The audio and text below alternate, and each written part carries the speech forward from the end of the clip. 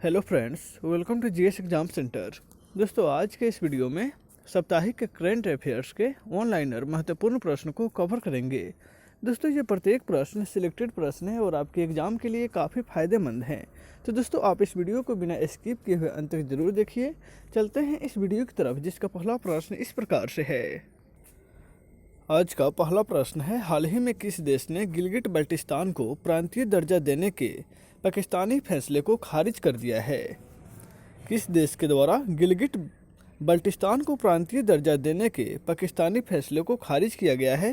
तो इसका right answer हो जाएगा भारत, यानी कि भारत ने इस फैसले को खारिज कर दिया है। नेक्स्ट है क्वेश्चन नंबर 2। भारतीय रेलवे ने हाल ही में किस अभियान की शुरुआत किया है जिससे ट्रेन में अकेली महिला को यात्रा के दौरान पूर्ण सुरक्षा एवं हर संभव सहायता प्रदान करने का संकल्प लिया है?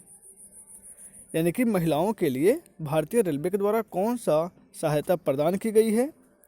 राइट आंसर होगा मेरी सहेली, यानी कि मेरी सहेली जो भारतीय रेलवे के द्वारा शुरू की गई है। इस अभियान के तहत ट्रेन में अकेली महिला को यात्रा के दौरान पूर्ण सुरक्षा और हर संभव सहायता प्रदान की जाएगी। नेक्स्ट है क्वेश्चन नंबर 3। भारतीय मूल की प्रियंका राधाकृष्णन को हाल ही में किस देश में मंत्री बनाया गया है? प्रियंका राधाकृष्णन को हाल ही में न्यूजीलैंड देश के मंत्री के रूप में नियुक्त किया गया है, न्यूजीलैंड। नेक्स्ट है क्वेश्चन नंबर 4। हाल ही में किस देश के पूर्व प्रधानमंत्री मेसूत इलिमाज का निधन हो गया है? वह किस देश के प्रधानमंत्री रहे हैं? तो उसका राइट आंसर होगा तुर्की, यानी कि तुर्की के पूर्व प्रधानमंत्री मेसूत इलिमाज का हाल ही में निधन हो गया है। नेक्स्ट है question number 6। Chennai super Kings के किस क्रिकेटर ने क्रिकेट के सभी प्रारूपों में संन्यास लेने की घोषणा किया है? चेन्नई सुपर किंग यानी कि आईपीएल में चेन्नई सुपर किंग के किस क्रिकेटर के द्वारा क्रिकेट के सभी प्रारूपों में संन्यास लेने की घोषणा की गई है? तो वह है शेन वॉटसन। नेक्स्ट है question number 7। India international film festival में लाइफ टाइम अचीवमेंट अवार्ड 2020 से किससे सम्मानित किया गया है? इंडिया इंटरनेशनल फिल्म फेस्टिवल में लाइफ टाइम अचीवमेंट अवार्ड 2020 से ओम पुरी को सम्मानित किया गया है। नेक्स्ट है क्वेश्चन नंबर 8। वायलिन वादक और पद्म पुरस्कार से सम्मानित किसका 2 नवंबर 2020 को चेन्नई में निधन हो गया? वायलिन वादक और पद्म पुरस्कार से सम्मानित व्यक्ति जिनका 2 नवंबर 2020 को चेन्नई में निधन हो गया वह हैं टी.एन. कृष्णन।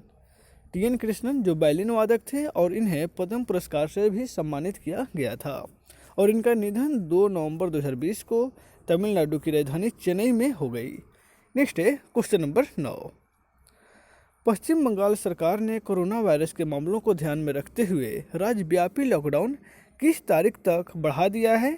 तो राइट आंसर होगा 30 नवंबर, यानी पश्चिम बंगाल राज्य सरकार के द्वारा 30 नवंबर तक फिर से राज्यव्यापी लॉकडाउन को बढ़ा दिया गया है।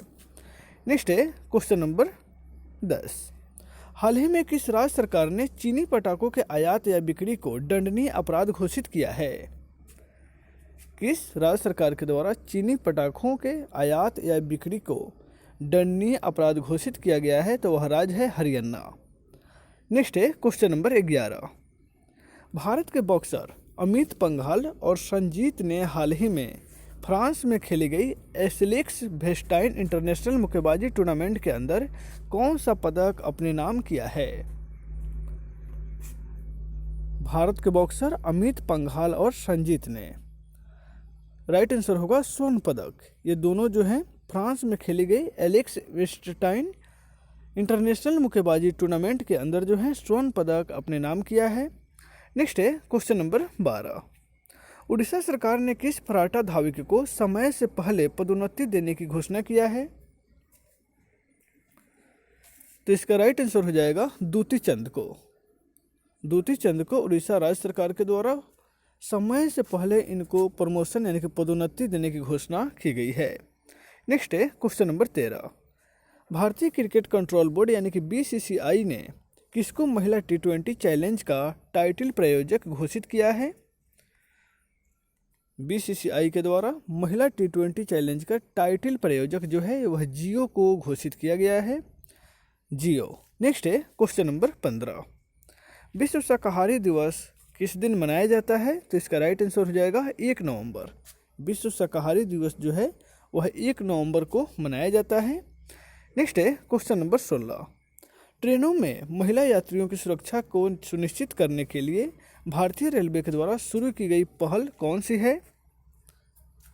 यह है मेरी सहेली, यानी कि ट्रेन में महिला यात्रियों की सुरक्षा प्रदान करने के लिए भारतीय रेलवे के द्वारा एक पहल शुरू की गई है जिसका नाम है मेरी सहेली।